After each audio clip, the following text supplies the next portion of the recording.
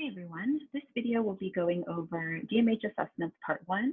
So I will start with some general guidelines and introductory matters for completing DMH paperwork, and then move into completing the reason for referral and presenting problem section. So first, some general guidelines when completing paperwork for the Department of Mental Health. We want to make sure that we are writing them in third person, so sentences starting with client states, client explains, client reports, and so on. We want to make sure that we do not leave any blanks in the assessment. So if something does not apply, you can write a sentence like client reports that this does not apply, or client denies, client reports no problems in this area. Those things are helpful to show that you have at least assessed for the section. So for example, in the legal section, you may write something like client denies any legal problems at this time. That would be perfect. It shows that you've assessed it, and it indicates that there's no issue to note in this particular section. If you leave it blank, it may make it seem as though you didn't assess. The DMH initial assessment is typically due within 30 days of your first contact, and that's your first face-to-face contact with the client.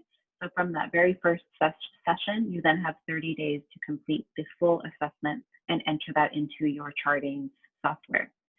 And as you're completing the DMH assessment, you do always want to make sure to keep medical necessity in mind. And what that means is, as you're writing this assessment, you want to think about what it is that this client is presenting with that justifies or demonstrates that they need services, right? And so keep that in mind as you're writing to very clearly describe the symptoms that they're bringing to you and what they're trying to get out of therapy, so that when it comes time to diagnose and to write goals and a treatment plan, all of that makes sense and you have all the information that you need. So the assessment, the initial assessment, basically is gathering a history of the client, so their past relevant history and their present, as they relate to what the client is coming to therapy for. So if there's trauma in their past, any crisis issue, any relational problems, anything like that, you're including that in the assessment, and it guides you through assessing every domain of their life so that you can see what has contributed to their presenting problem and what does their presenting problem contribute to in terms of their current life status. The minor assessment form, so the one that you would do for clients under the age of 18, includes a developmental history. And so this would have things like their milestones, reaching their developmental milestones and stuff like that. I'll go over this separately in the child and adolescent assessment lecture, but just keep in mind that the developmental history is not going to be in the adult assessment, but only be in the child assessment. And also report where the information is coming from in the assessment. Did it come from the client, from the parent? Be specific whenever you can, because it helps the reader to understand what's going on in the assessment. Why do we do assessment? It really does help us to start to understand who this person is and how their culture, their ethnicity, their values, and all of those influences upon them have contributed to the person that you're seeing in front of you. Okay, this is helpful with building rapport and getting to know the person because they're telling you their story and you are listening to it. It also helps us to see relationships between the client's behaviors and their symptoms. So if the client is coming to you complaining that they feel isolated and alone, and their behavior is that they stay home all day, this is informative to you and can help shape what the focus of treatment may be. It's also going to give us information about the multiple domains of their life. So their living situation, whether or not they're using substances, their family relationships, their friend relationships, their jobs, their school history, all of those things that influence who this person is and what they're presenting with will be assessed in the DMH initial assessment. Super important, it's going to give us information about their strengths. If you're seeing an individual, finding out about their strengths and maybe their family strengths. If you're seeing a couple, their individual strengths and their strengths as a couple.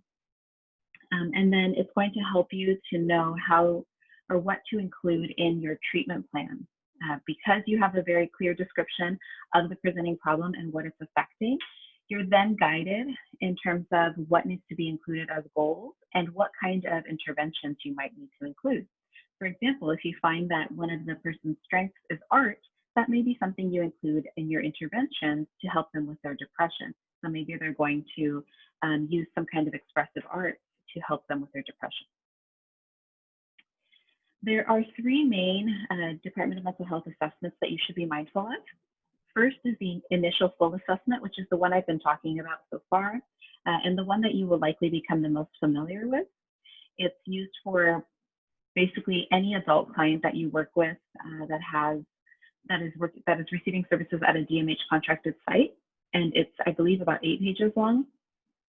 There's also the short format assessment for when you're going to be doing brief therapy, or if you're just providing the assessment for linkage and referrals. These are not super common for us to complete at our site.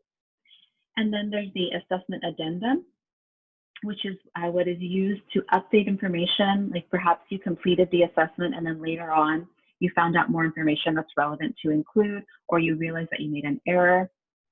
You would use an assessment addendum, or if there's been an assessment completed in the past 12 months by another agency, you're not going to do a full reassessment, so you could use an addendum.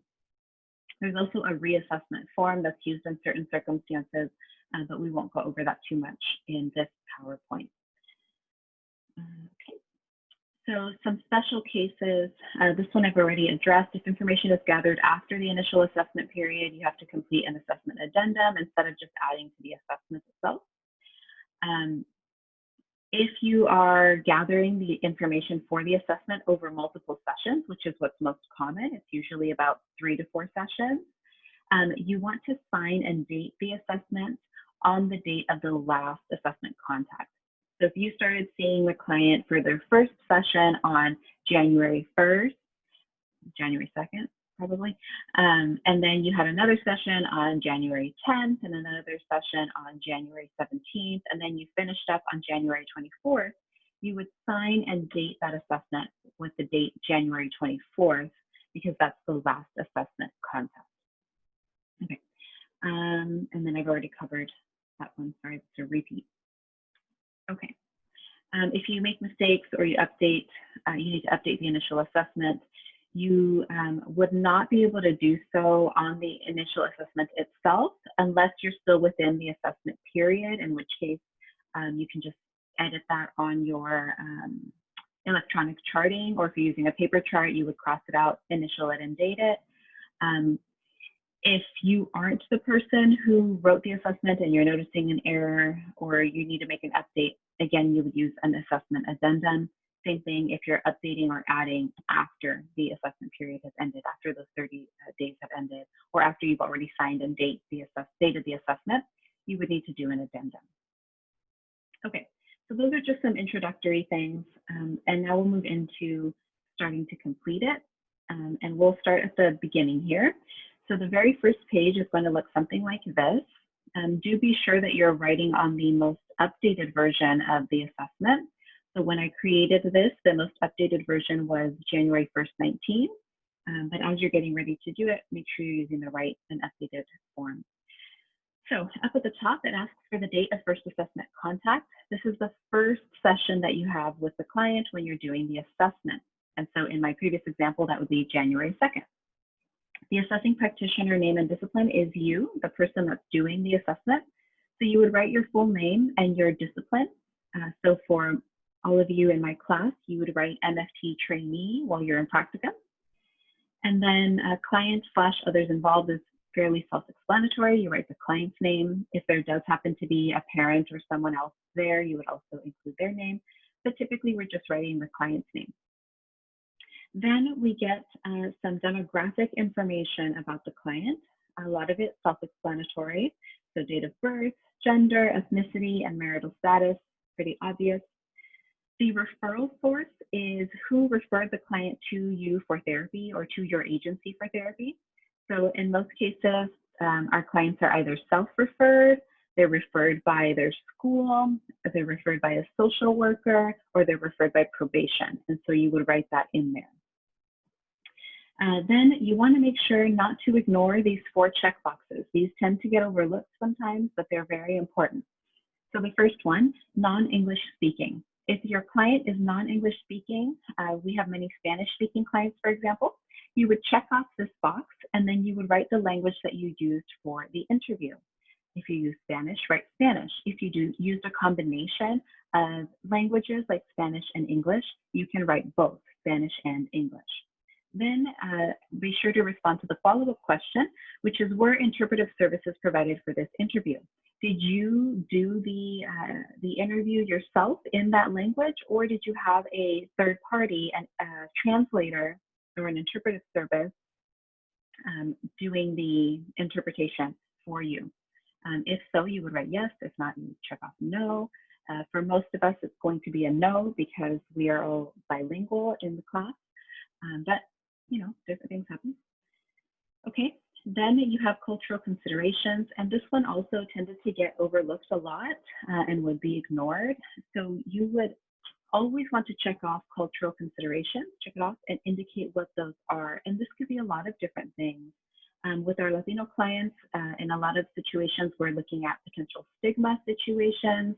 We're looking at values, perhaps, about collectivism, about therapy, about health, all of those things. If you have a client who is living in poverty and economic status is relevant for them, that may be something you want to include. So don't ignore it and think that, oh, you know, my client is a Caucasian person, and so then they don't have any cultural considerations. This isn't necessarily true. Folks do tend to have some kind of consideration related to their culture that might not necessarily have anything to do with ethnicity, so you want to make sure to explore those and include them. Okay, next, physically challenged. So any physical challenge that the client may have can be included here, visual impairments, hearing impairments, anything like that. If not, where it says specify, I would write something like client denies physical challenges, again, to show that you've assessed it and that you didn't just ignore it. And then finally, access issues, transportation hours, specify. This one is especially important if you're doing community-based work, because you want to be able to justify providing that work in the community. A reviewer may wonder why the individual is not receiving services in the office, why you're having to go to them. And in many cases, this is because we have clients that work very long hours, that can't get to our therapy office, that don't have like the money for like bus fare or something like that to get to us. They don't have reliable transportation. Any of those things are access issues. These are things that may be hindering their ability to access traditional therapy, and we want to include those in here. Okay, next, section 2 is the reason for referral or chief complaint section. Sometimes this is called the presenting problem section. All kind of mean the same thing. And this is providing the first piece of justification for the diagnosis and medical necessity. We want to make sure that it includes the current symptoms or behaviors that the client is presenting with and an assessment for life impairments in all domains. So you'll see on here it says precipitating events, reason for referral, current symptoms and behavior, and impairments in life functioning caused by the symptoms or behaviors. Those things are all very important to include here. So don't just write client comes to therapy because they're depressed and move on to the next section. You need a lot more detail, and I'm going to go through that detail now. First, why did the client come to therapy? And so here are some examples. Client self-referred herself for an intake assessment because she feels numb all the time and has auditory and visual hallucinations. The herself in this section isn't necessarily needed, so client self-referred for would be great. Client is having current thoughts about cutting herself, denied having current suicidal ideation.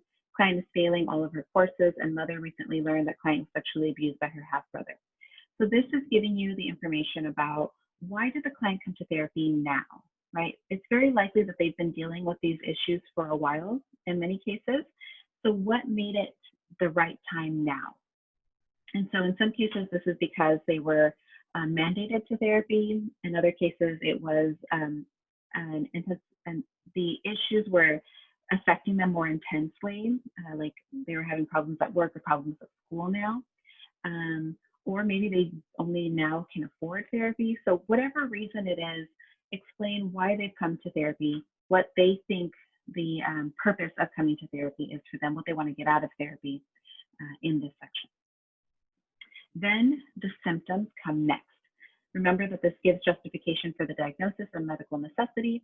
And you're going to want to list the specific symptoms and behaviors in this section. This will be helpful when you get to the diagnosis section because you'll have everything listed here, and it gives you targets to track for your goal writing. Okay, so let me go back really quickly. So here we have client report symptoms of depression. Explain what those are, including reduced appetite, low motivation, crying spells, and increased isolation. So this is a nice topic sentence. We would then want to give more information. Remember that the prompt in this section tells you to include onset, intensity, frequency, and duration. So we're going to include each of those, and I've color-coded them here. So you'll see at the beginning, I've added a bit more to my topic sentence, but that's basically what that is. So client presents with symptoms of depression, including increased appetite, difficulty sleeping, increased isolation, hopelessness, crying spells, and low motivation.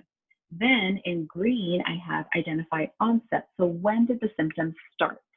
And I wrote, client symptoms began 6 months ago following the end of a 4-year relationship.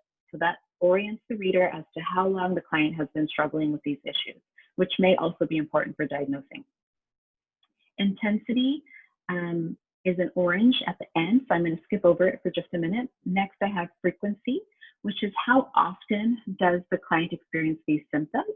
And you can do frequencies as days per week, times per day, percentages, whatever makes the most sense. So I've written client symptoms occur 90% of the day, every day. So that gives an idea of how intense and how often these symptoms are happening. They're happening most of the day, every day. Duration is then given here in pink. When client has a severe episode, i.e. severe hopelessness, crying, etc., these episodes last between 20 minutes to 1 hour. Okay, so this gives us an idea of how long the symptoms occur for. Okay, this one can be a bit harder to do with something like a mood disorder because, you know, someone may be feeling depressed all day, every day. Like I'm saying here, they occur 90% of the day, every day. And so I chose to focus in on more severe situations that can be tracked in terms of time. So in this case, hopelessness and crying spells for her. If you have someone who has a behavioral issue, like some kind of tantruming issue or defiance, then you could explain how long the tantrum lasts, and that's a lot easier to do. All right, and then finally, coming back to intensity, we're looking at how much impairment is caused by these symptoms. Okay, I've already given you a little bit in the blue section with frequency in terms of how they're happening all day, every day, which tells you it's kind of intense. But then I wanted to explain how many areas of their life are being affected by the symptoms. And so I say client symptoms result in marked impairment in multiple life domains. Okay. Now, don't just leave it at that. You want to give more detail in order to get to that life impairment section. And so that's what I'm going to go over next. These are some more examples, and you can look over those on your own. Now I'm going to move, as I said, to life impairment. And so with life impairment, we're wanting to look at these different domains: social support, familial, worker education, legal, living situation, and financial. If there's an impairment in any of these areas, you want to document that and why there's an impairment. And I'll explain that in a minute. You don't want to write just client symptoms cause impairment in social life and not write anything else after that. How do the symptoms cause the impairment in social life? And so I wrote here, client cannot maintain social relationships due to periods of depression that make it difficult to get out of bed and lead to isolation. By linking the symptoms with the domain impairment or the life impairment, you're making it very clear that this person needs help. And that's the medical necessity piece, right? They don't just have impairment in social life because they're awkward. They're having impairment in social life because their symptoms are causing these problems or contributing to these problems. So we want to do that for every impairment that we identify, okay? And if there is a life domain that's not impaired by this particular symptom or behavior, then you would write, client denies any impairment in the legal domain, for example, at this time. Okay, so here are some examples. in the white, I have what I had already shared with you about symptoms and behaviors, where we've got the onset, frequency, intensity, and duration. And remember, I said I was going to introduce the impairment here with client symptoms result in marked impairment in multiple life domains. And now I'm going to elaborate. So I've highlighted in green each of the domains, and I'll go through now how I'm linking everything together. So client symptoms cause impairment in her social support and family relationships. Don't make the mistake of stopping there. Explain. Her sadness and increased isolation prevent her from interacting with friends and family and push people who care about her away. Now I've linked her depression and her specific symptoms to this impairment. It's very clear. Okay. Next, client symptoms also cause impairment at work. Her lack of motivation has caused her to miss several days at work, resulting in several missed paychecks and placing her at risk of being fired. So again, I didn't just say client symptoms cause impairment at work and leave it at that. I've explained how exactly is the depression causing impairment. Well, the depression makes her not be motivated to go to work. So she's missing a lot of days of work, which is causing her to miss paychecks and placing her at risk of being fired. Again, very clear. Okay, next, this causes financial strain, and if fired, would likely mean the client would be kicked out of her apartment. Okay, so again, linking it together. Because she's not motivated to go to work, she's not going to work, and so it's causing financial strain and would likely mean that she'd be kicked out of her apartment, right? And then she is denying any legal problems, so I'm going to write that in. I'm not just going to ignore it. Client presently denies any legal problems. Done. Now, if you had a client who has multiple symptom clusters, so they're depressed and maybe they're anxious, you would repeat this process for the anxiety symptoms as well.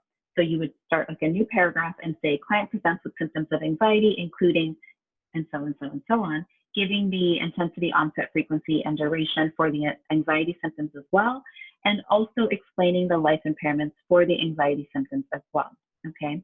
And in doing so, the reader can expect that when you get to the diagnosis section, you are likely going to have a dual diagnosis of depression and anxiety, or some kind of mixed issue that's going to address both of them.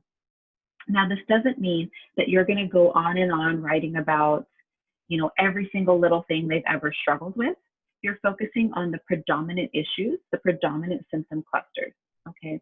But it is common to have depression and anxiety, or to have depression and perhaps a behavioral issue for children or something like that.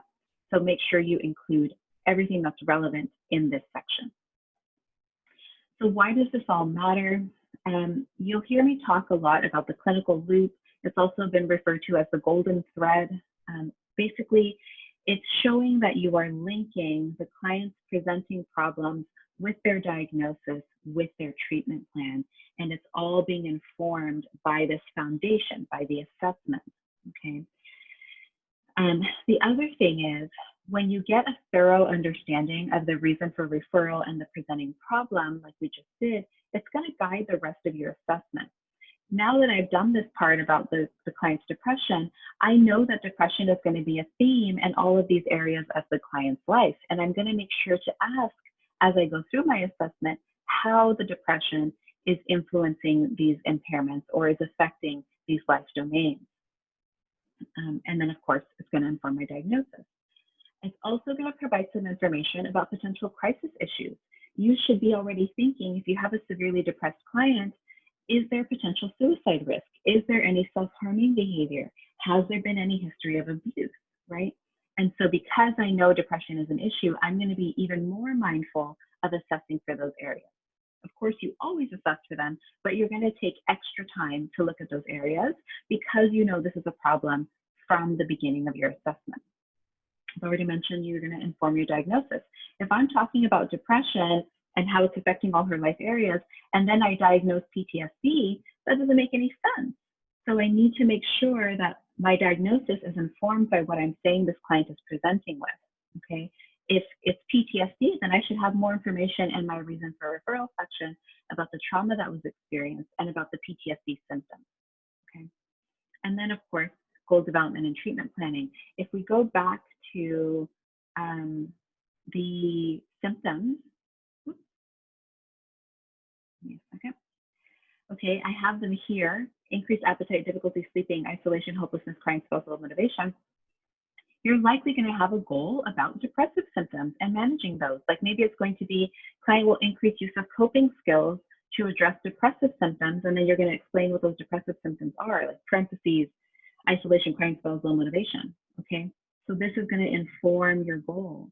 Or maybe because you know that your client is having impairments in her social life, as we can see here, where she's isolating a lot, maybe we're going to address that in our goal. We're going to say client will decrease isolation, or client will increase interaction with family and friends, and explain what that is, right? So it all leads into your goal.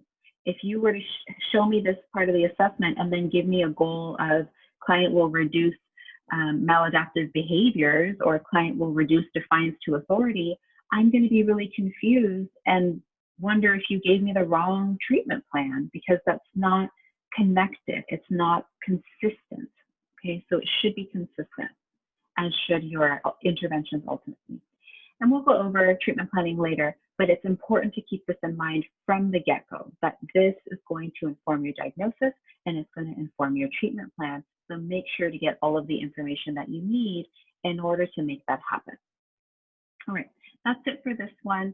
Let me know if you have any questions. We'll continue to go through the DMH assessment in the next few lectures. Thanks.